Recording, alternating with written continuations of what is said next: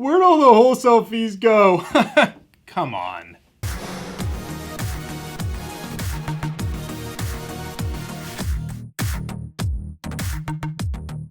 Hey guys, I'm Scott Oots, and we are going to dive deep into some big questions I've been getting lately.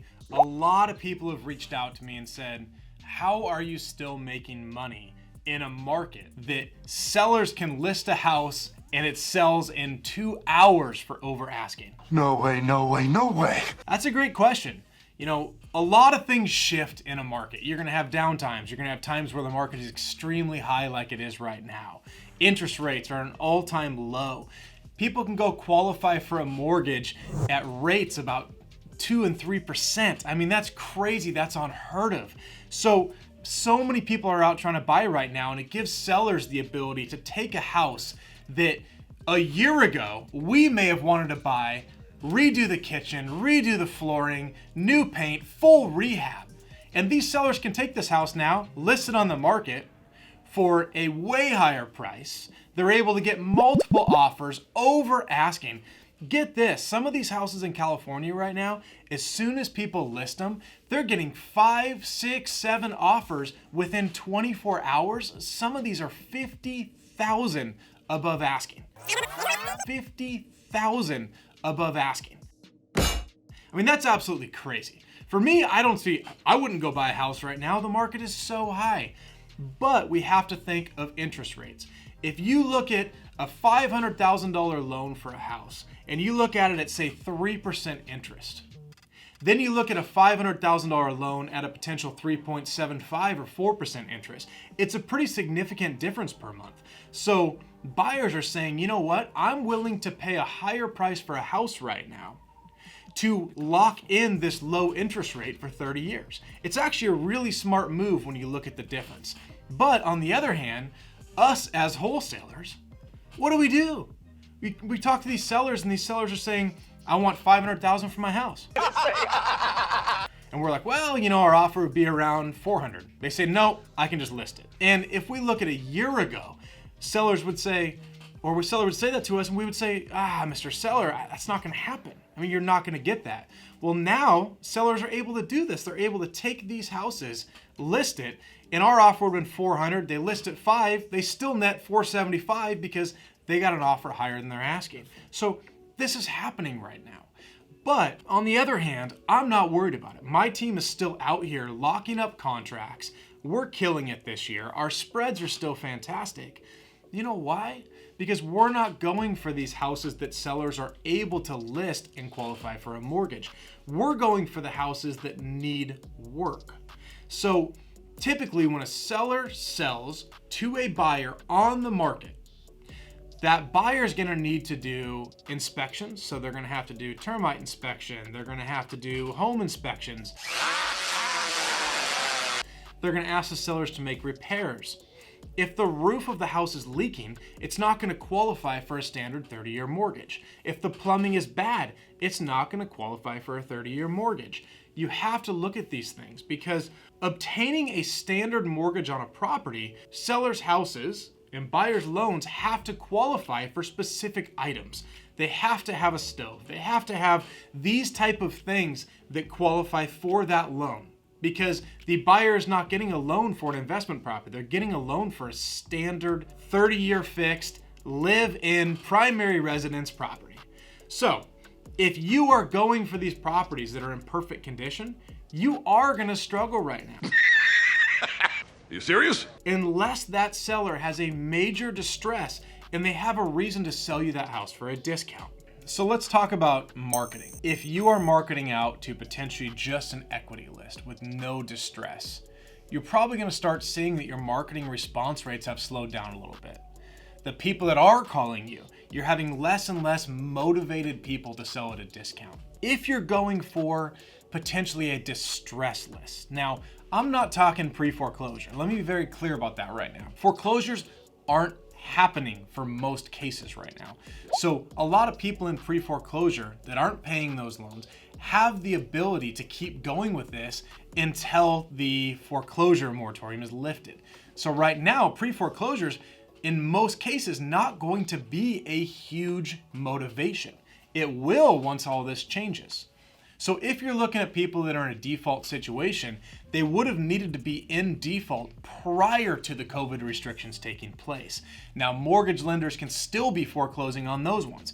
So if you go for those houses, you could potentially see some motivation. You could see that motivation to want to sell the property.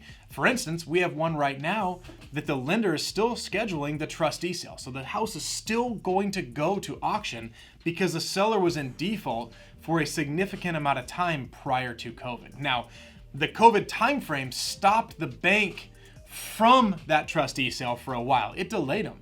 But now they're getting back to that again because they filed the foreclosure prior to the COVID timeline. So what's going on with it is when that goes to trustee sale, which it will, that seller will end up getting kicked out of the house. Now, will it be harder for the new buyer to get that seller out of the house? Sure. Is it impossible? No.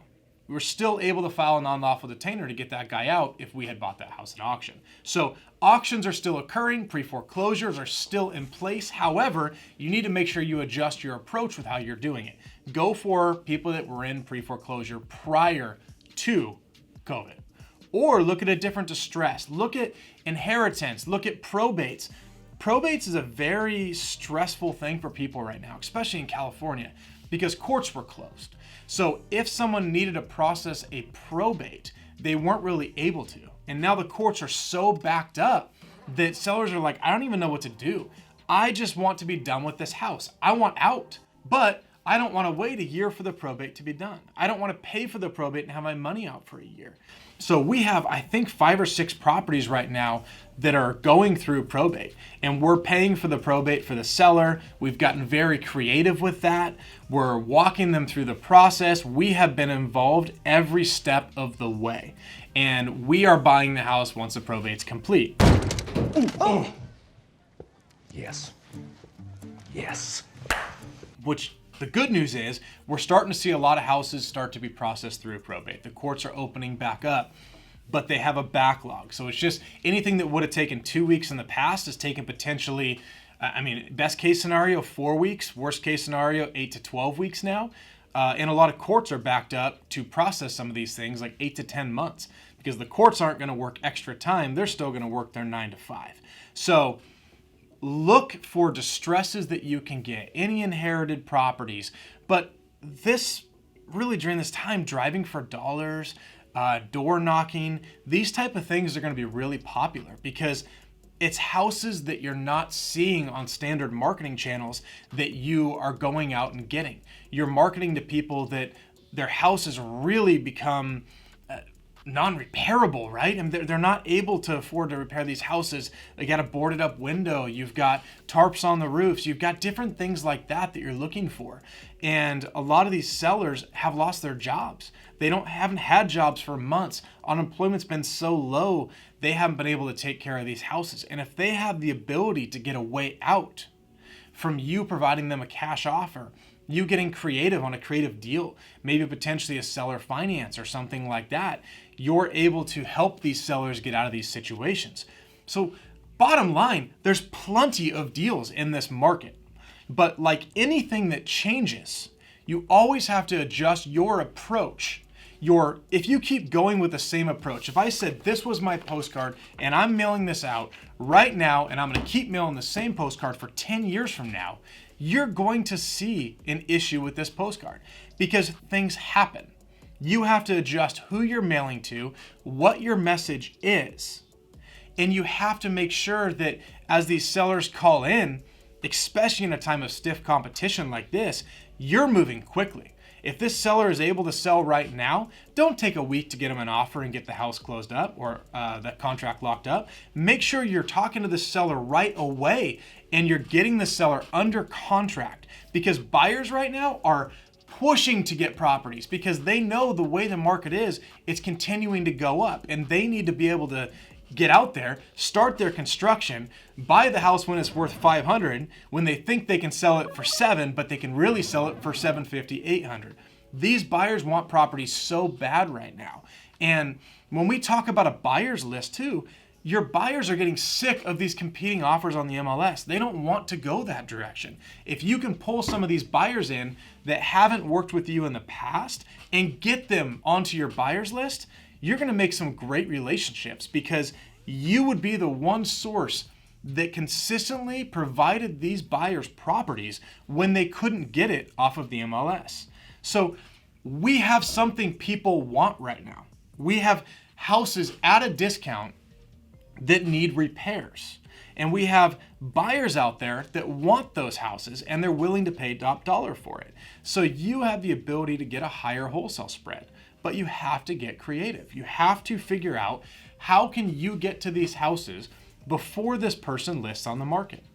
How can you knock on that person's door and get them to sign a contract? How can you do all of that to avoid that property hitting the MLS? It's easy. You have to get out there. Get yourself a little army out there. Get people walking neighborhoods and knocking on doors. Get people that are just generating appointments. See if these people have interest in selling. If they do, get them in touch with you. These door knockers should be going and knocking. If someone's interested, get the appointment. You attend the appointment and you close it, or your acquisitions team does. But you need to get leads generated in different ways because you are going to start seeing the standard marketing channels taking a bit of a dive. I mean, they're all going to recover, but when a market is this hot, that's to be expected. So can you wholesale in a hot market? Yes, 100% you can wholesale in a hot market. Can you make money in a hot market? Yes, you can make money in a hot market. Can you do what you were doing 2 years ago and make the same amount of money you were 2 years ago? Absolutely not. You've got to adjust your approach. You've got to adjust how you do things, and you will succeed through a market like this. And keep in mind, what goes up must come down. So as this market continues to go up, there will be a time where we see a correction in this. And when that happens, there is going to be so many opportunities to buy. So start getting ready for that. Start preparing for that. Get out there, get those leads, close those deals, and let's make a ton of money. All right, my final thoughts. Get up off that couch, go out there, take action. Do things to actually bring in money for your company. If you don't have a company, do things to get enough money to create a company. This is the time to make money. This is the time to get out there and help these sellers that need help. You probably won't be able to do that sitting on a couch in your mom's basement. Get up, take action, set goals in place. My first goal, I'm gonna knock on 10 doors today by 5 p.m. I'm gonna knock on 20 more doors tomorrow. I am going to bring my first contract in the next 5 days. I am going to make $20,000 in the next 30 days. If you do not set goals like that and hold yourself accountable, you are going to have trouble. This business is all goal focused. Set your goals and set how you're going to accomplish them and get out there and do it. All right, I hope this piece of advice has helped you. If you like it, make sure you smash that like button. Make sure you subscribe to my channel so as soon as new videos come out, you are the first person to know about it, and it'll give you even a further leg up on the competition. I'm Scott Oots. We'll talk to you later.